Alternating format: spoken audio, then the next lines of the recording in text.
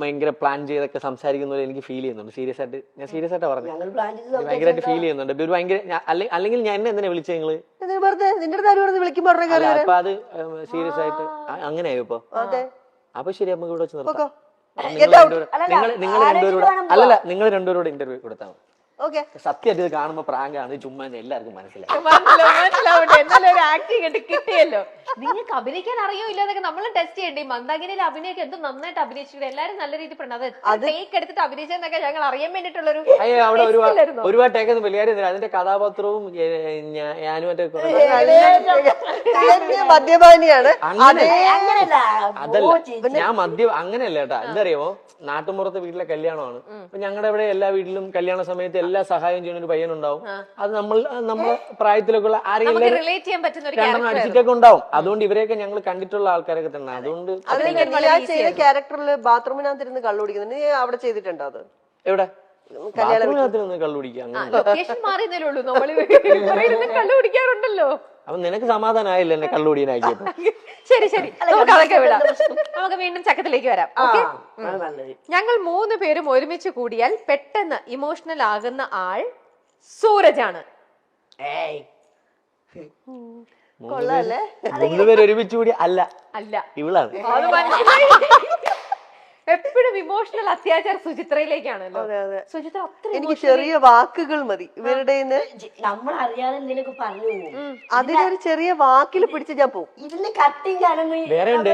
ഇപ്പൊ ഞാനും ഇപ്പൊ ഈ അതായത് ഇവനും ഇവളും കാണല് കുറവാ. അത് കാര്യം ഞാൻ കൊച്ചിക്ക് വരാറുണ്ട്, ഇവള് കൊച്ചിക്ക് വരാറില്ല.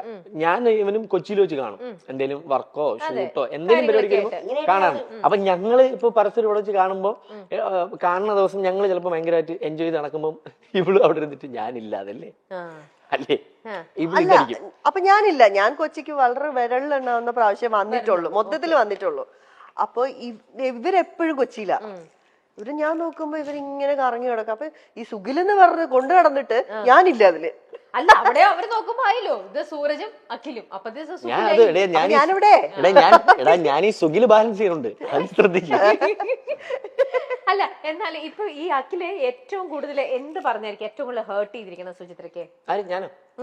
ഇത് ഇവനും പറഞ്ഞോണ്ട് എന്നെ മാത്രം പറയുന്നത്. അതിന് അടുത്ത സൂരജിലേക്ക് വരികയായിരുന്നു. ആണോ? ഞാനോ? ഇവൻ പറയണത് ഇവൻ മനസ്സിലാക്കത്തില്ല, നമ്മുടെ സിറ്റുവേഷൻ മനസ്സിലാക്കത്തില്ല. ഇവൻ ഇപ്പൊ ഇത് എനിക്കാണുണ്ടായ കാര്യം.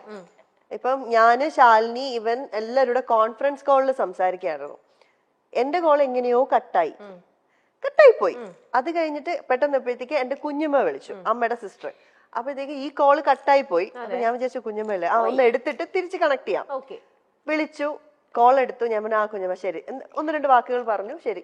അപ്പോഴത്തേക്ക് ഇവൻ വീണ്ടും വിളിച്ചു. ഉടനെ തിരിച്ചു പറയാണ്, നിനക്ക് വേറെ കോള് വന്ന് കട്ട് ചെയ്യുമ്പോ ഒരു വാക്ക് പറഞ്ഞിട്ട് പോയിക്കൂടെ? ഞാൻ പറഞ്ഞു ഇല്ലടാ.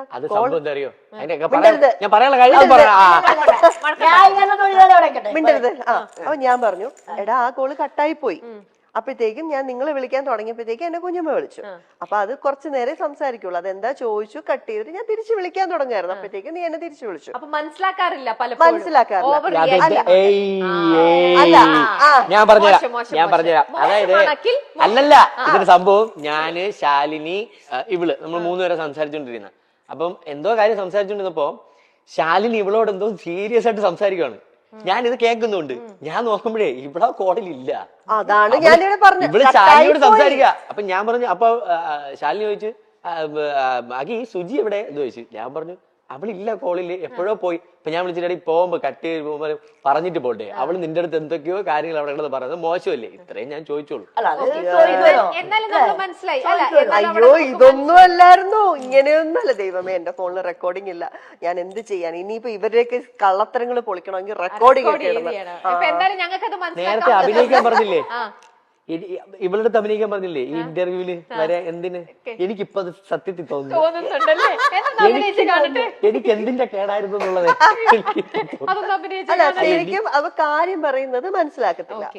ഇതായിരുന്നു സിറ്റുവേഷൻ, അല്ല ഞാനത് മനഃപൂർവ്വം ചെയ്തതാ. സൂരജിന്റെ കാര്യത്തിലേക്ക് വന്നാലോ? അവൻ പറയണത് എന്താന്ന് ഞങ്ങൾക്ക് മനസ്സിലാവാറില്ല, ഞങ്ങള് പറയുന്നത് എന്താന്ന് അവന് മനസ്സിലാവാറില്ല. ഈ മനസ്സിലാവാതെ വരുമ്പോൾ അടിയാണ് ഞങ്ങളുടെ ഇടയില്. അതായത് ഇവൻ ഞങ്ങള് ചിലപ്പോ ഞങ്ങളുടേതായ ഒരു സർക്കിളിൽ ഒരു പ്രായത്തിന്റെ ഒരു ഇത് വെച്ചിട്ട് ഞങ്ങൾ സംസാരിക്കും. പക്ഷെ ഇവ ആ സമയം 80-കാരനാവും, 70-80 പോകും. ആ അപ്പൊ മനസ്സിലാക്കാൻ പറ്റില്ല. ചില സമയം നേരെ 10 വയസ്സിലോട്ട്. അതായത് നേരത്തെ ഈ ഒരു ഇരിപ്പിരുന്നില്ലേ, ആ ഇരിപ്പ് തന്നെ അവന്റെ ഒരു പ്രായവും കൂടെ അങ്ങ് ആ ഇരിപ്പിലൊന്ന് ആലോചിച്ച് നോക്കിയാൽ ചില പടത്തിലേക്ക് ഈ വിജയരാഘവനൊക്കെ സംസാരിക്കൂലേ വീട്ടിലെ കാരണവരായിട്ട്. കാരണവരാവും. സമയത്ത് നമ്മള് കാരണം കണ്ടോ, ഇത് ഇത്രേ ഉള്ളൂ. ഇതാണ് സംഭവം. ഇതാണ് സംഭവം, മനസ്സിലായി. ഇനി ഞാൻ അടുത്ത കാര്യത്തിലേക്ക് പോട്ടെ കേട്ടോ. വേണ്ടേ കാരണവരാകുമ്പോ ആവണം. മനസ്സിലായി, ഒരു കത്തിൽ മനസ്സിലായോ? മനസ്സിലായി. ഇനി